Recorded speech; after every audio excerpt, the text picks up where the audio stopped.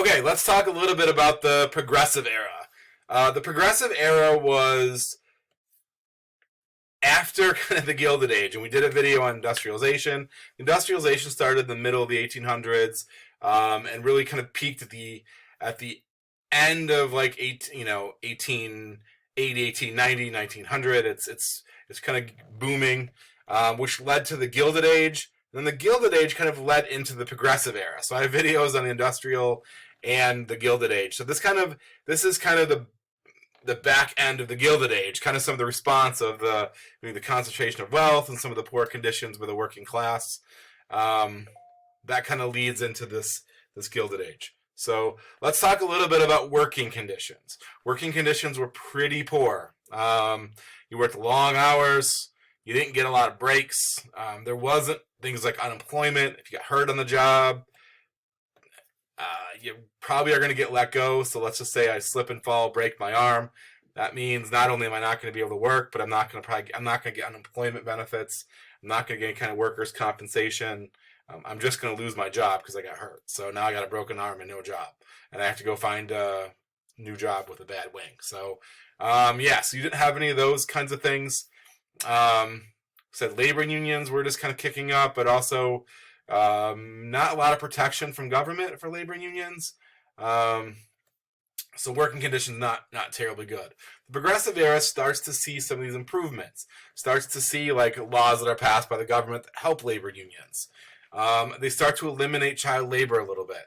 The Keating-Owen Act was passed, which eliminated selling products across state lines that included child labor. So this is kind of the federal government's way of saying we're not going to allow child labor because most products that are produced are going to be sold to people from multiple states. It's the right to regulate interstate commerce. It's a pretty big power that the federal government has. So this is their way of kind of trying to stamp out child labor. Eventually, child labor does get greatly reduced. So again, if I'm an 8-year-old kid, I can't work 70 hours in a factory. That's against the law. So child labor was one of the Progressive Era, one of the things that were tackled during the Progressive Era. Women were limited to 8-hour workdays. So again, that's somewhat a gain to create a standard 8-hour workday in some industries, and those for women. Living conditions, we talked about people moving to cities, how cities were absolutely overwhelmed. They're unprepared for this sudden growth, so they had problems with sanitation. In the Progressive Era, we start to see cities that are doing things about that. Let's create some standards that if you move into a building, the building has certain regulations that they have to kind of uphold. One of those is a level of sanitation, so raw sewage isn't in the streets. So they start to increase that. They do increase wages ever so slightly because of labor unions. Muckrakers. Muckrakers are journalists who like to break scandalous stories. And muckrakers help to let people know exactly what's going on in the big companies with some of these robber barons. So they are extremely important. Muckrakers kind of allow like regular everyday citizens to kind of know what's going on. People began helping each other. A lot of increase in charities. Churches helped to get on board and provide like meals and places to stay. Things called settlement houses were also very big. Chicago, there's a settlement house in Chicago called the Hull House that was created by Jane Addams, which is one of the bigger ones that would allow like immigrants to take a class to maybe learn how to speak English, or offered classes on how to become more Americanized or blend into American society. There were classes that were taught that would teach you a skill. If you needed a meal, they provided sometimes meals for the poor, maybe a place to sleep. So settlement houses were very big in a way of handing out a little bit of charity, but also a little bit of help to people that weren't able to, to have employment, or again, if you broke your arm or something like that, that would, and made it difficult to get a job. If you go to the settlement house, at least I could eat every now and again. Social work became big to make sure kids aren't actually in the streets, or to kind of protect certain people. There were a couple of really influential books, How the Other Half Lives by Jacob Riis, that talked about horrible living conditions in the cities. A lot of middle-class Americans had no idea that there was another part of America that just it wasn't working out for them. So this kind of is an eye-opener. And then the progressive era, because my eyes were open to like, hey, I didn't realize this was going on, that's when you started to see some fixes. Maybe some increase in wages or some pressure that are put on employers. And then there's a book called The Jungle. This is The Jungle, in case you wondered. See the nice picture of the meat. The Jungle was written by Upton Sinclair, and it really was supposed to be a story about socialism. But what people took away from it was horrible conditions present in the meat packing plants. These immigrants worked in these meat packing plants, and some of the stories in this book that were told are just disgusting to people. It kind of talks, and if I flip through, I was kind of reading this a little bit earlier. It talks about how like people would just stack meat on the floors, the dirty floors with sawdust and dirt, and all the meat was covered with dirt. And then rats would be running around on these piles of meat, and sometimes like the rat poop on top of the meat would be so thick you'd have to like brush it off like you would. Just it was so caked and covered that they would have to brush it off, or sometimes they didn't. People that would shovel the meat into the hoppers would just say, hey, there's rats in there. I'm not going to bother knocking the rat off or their poop off. It's all going to get ground up, and that will just be part of somebody's dinner. We talked about just the disgusting things like people would lose hands or fingers, or it would go into the hopper, maybe even complete people. Like, where'd Bob go? Like, he's in the hopper. That was no good. People would take bathroom breaks and go on the floor, and it was just disgusting. And because of that, government stepped in. So this idea of the progressive era is all about let's fix some of these problems instead of just keep on going. So government did a lot to fix a lot of these problems. So they created the Food and Drug Administration, the FDA, in 1906 because of the jungle when Theodore Roosevelt was president. So the Food and Drug Administration basically is going to do some checks on some of these plants to make sure, like, is the meat that you're selling people, has it met specifications? Is it past its prime? Is there rat in it, or is there poop in it? Like, is it okay to eat? They'll test samples and say, like, hey, this is spoiled. You can't sell this. So theoretically, they're protecting you from companies selling you kind of bad, faulty products. That also includes like prescription drugs. So if I sell like a glass of water that says this is going to be your cure for kidney disease, no, it's not. It's just Coca-Cola or something. It's not like whatever's in there. That's not a cure for anything. So it made sure that what you're selling people actually did what it said it was going to do. Is it going to protect your hair from falling out, or whatever, cause you to see better, whatever it is. The government set up things called like the the Federal Trade Commission, which protected you against faulty advertising.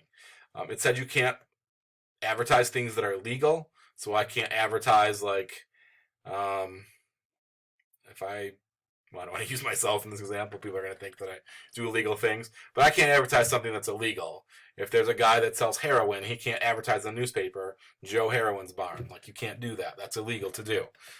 When you advertise, it has to be truthful. So if I say, like, this paper clip can hold 400 pounds of goods at one time. No, it can't. That can't do that. That's a lie. I know it can't hold 400 pounds. Like, so they make sure that you're saying truthful things. The government puts other more and more regulations on businesses, so they have to do things that are safe. Again, do things that are fair. All those things that are kind of happening. There's a lot of reform in government. There's a lot of measures that are taken that make us a more democratic country. Robert La Follette, who was governor of the state of Wisconsin. Wisconsin came to be known as the laboratory of democracy because they're the ones that pioneered some of this stuff. The main thing they did was they came up with something called the direct primary. So the direct primary is kind of what we're seeing currently, present day, is every state has an election to determine who each political party will pick for their nominee for president. So, Michigan had one a couple months ago, where we picked, I believe, Joe Biden. Again, Barry Sanders. Well, Barry Sanders is good too. Bernie Sanders, was running. I think he finished second. So again, in the state, we got to chime in and say, who do we like? Which one of these people do we like? Before that, before Wisconsin did this, create a direct primary, it used to be just the parties would meet at their convention. They'd do a lot of backroom dealing where deals were made and promises were made to people, and then somebody would emerge as the party nominee. And a lot of times, I don't know who that guy is. So then you would have no say, and maybe you have a Republican crook and a Democratic crook, and I get to pick between two crooks. So now with the direct primary, at least I get to pick. Hopefully I can weed out the crooks and pick somebody that I like from each party. 17th Amendment. 17th Amendment was passed in 1917, I believe, so right in the Progressive era. 17th Amendment made the United States more democratic because now we could select our U.S. senators. Prior to this, the senators were selected by the state legislature. So now with the 17th Amendment, we can go vote on who we want our senators to be. Women's rights saw a big increase during the Progressive era.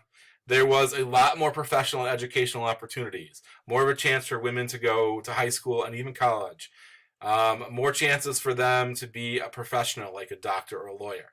Now, don't get me wrong. During the Progressive era, I'm not saying that there was hundreds of thousands of women that went out to be lawyers and doctors. It was still very, very, very limited. But it did kind of increase the amount of people. It kind of shined a light on a little bit of the problems that were going on. Not saying it fixed it, but it started moving ever so slowly in the right direction. Women's rights also were advanced by women like Margaret Sanger, who advocated for birth control, so women had the right to kind of plan when they were going to have children. For the first time ever, that was really the case. And the big thing was the 19th Amendment was passed that gave women the right to vote. It was in 1920. Now, prior to that, there were states that had given women the right to vote in some elections.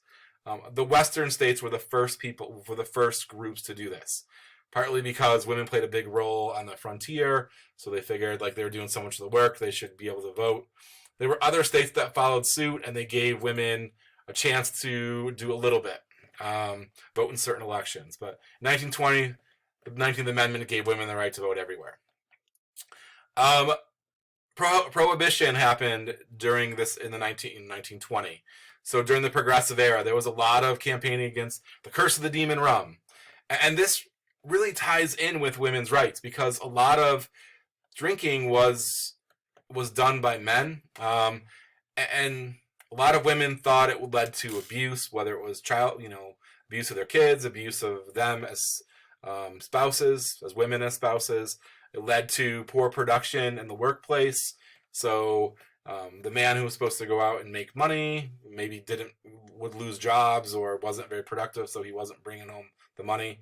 It also was a boys' club because a lot of times men would go to bars, and bars where businesses were conducted. So you'd go do official business within a bar, and women really weren't prohibited there. Bars also were the home of a lot of illicit activities like prostitution and gambling and some other things that were obviously not great.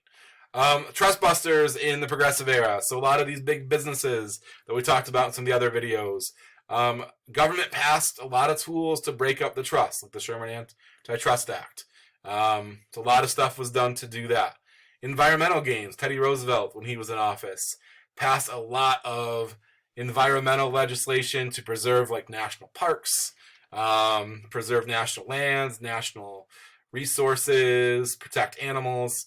All of this stuff was kind of passed during the Progressive era. So the Progressive era is this whole time period that really is about fixing a lot of the problems we had, whether it was the environment or big businesses or living conditions or making the country more democratic, protecting your rights as consumers, as workers.